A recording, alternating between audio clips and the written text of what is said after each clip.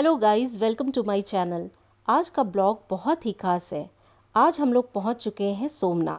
Somnath temple 12 ज्योतिर्लिंगों में से पहला ज्योतिर्लिंग है और ये यात्रा बहुत ही खास। लास्ट वीडियो में आपने देखा था कि हमने द्वारकाधीश टेम्पल का आपको दर्शन कराया और अब हम द्वारका से सोमनाथ पहुंच चुके हैं।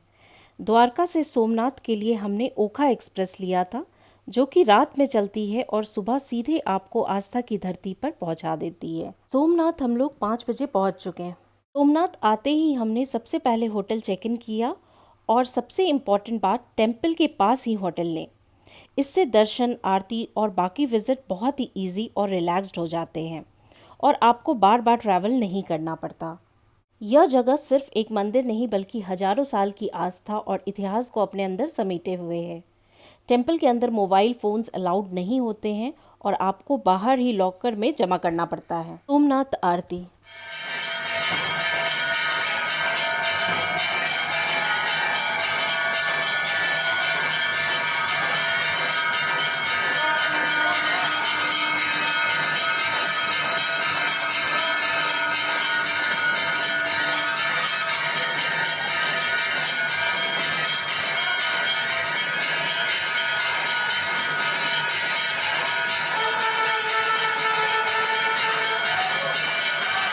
सोमनाथ में 2 मंदिरों के दर्शन करने होते हैं, न्यू सोमनाथ टेम्पल और old Somnath temple.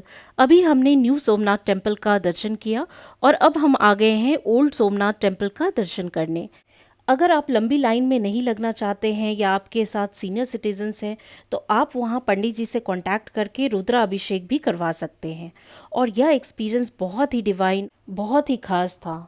Old temple में आप मोबाइल ले जा सकते हैं और ये वीडियो ओल्ड टेम्पल की है। अब बात करते हैं सोमनाथ के इतिहास की, जो आपके रोंगटे खड़े कर देता है। कहा जाता है कि सोमनाथ का शिवलिंगा हवा में स्थापित था, यानी वो जमीन को टच नहीं करता था।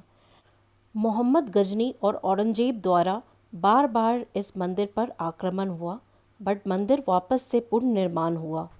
जब मोहम्मद गजनी ने इस पर आक्रमण किया था तो ये शिवलिंगा लुप्त हो गया।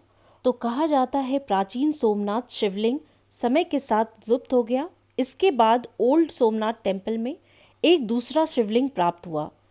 इसी दूसरे शिवलिंग को पूरे विधि विधान के साथ न्यू सोमनाथ टेम्पल में स्थापित किया गया और आज वही शिवलिंग भक्तों के दर्शन के लिए विराजमान है। न्यू सोमनाथ टेम्पल का आर्किटेक्चर भी बहुत ही खूबसूरत है और यह नदी के पास है।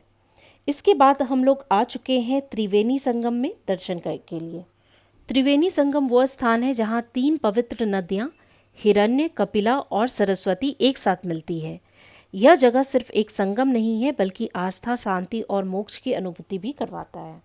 यह जगह स्पिरिचुअल होने के साथ साथ बहुत ही खूबसूरत है और सूर्योदय और सूर्यास्त के समय यहाँ का नज़ारा और भी मनमोहक हो जाता है। यहाँ पे आप फिश को दाना दे सकते हैं और बर्ड्स के साथ आप फ़ोटो भी क्लिक करवा सकते हैं।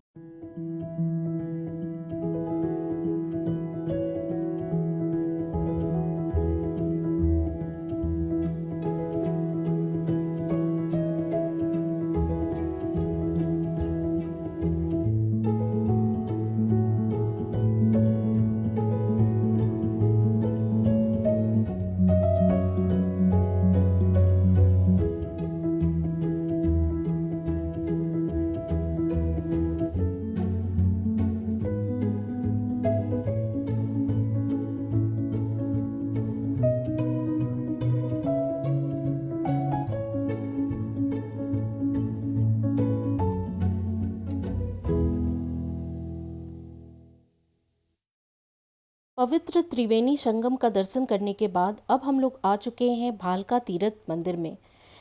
गाइज, ये वही जगह है जहाँ श्री कृष्ण को तीर मारा गया था। कहते हैं भगवान श्री कृष्ण पीपल के पेड़ के नीचे ध्यान में लीन थे। तभी एक शिकारी जिसका नाम जरा था, उसने इस चरण को हिरन समझकर अज्ञानवश तीर चला दिया था और जब जरा को अपनी भूल का एहसास हुआ तो वो अत्यंत दुखी हुआ, लेकिन श्री कृष्ण ने उसे माफ़ कर दिया था। तो ये है भालका तीर्थ की कहानी और यहाँ का ये मंदिर बहुत ही ख़ास है और अगर आप सोमनाथ आएँ तो इस पवित्र स्थान पर ज़रूर आएँ और कुछ पल यहाँ पे बिताएं।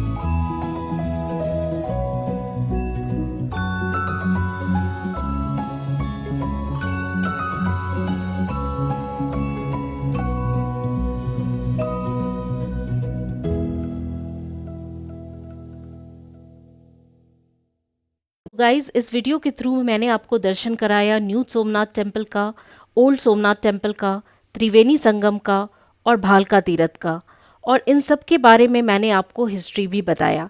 अगर आपको कुछ और जानकारी चाहिए तो आप कमेंट कर सकते हैं मुझे। Thank you for watching my video. Please like and subscribe if you like my channel. Thank you.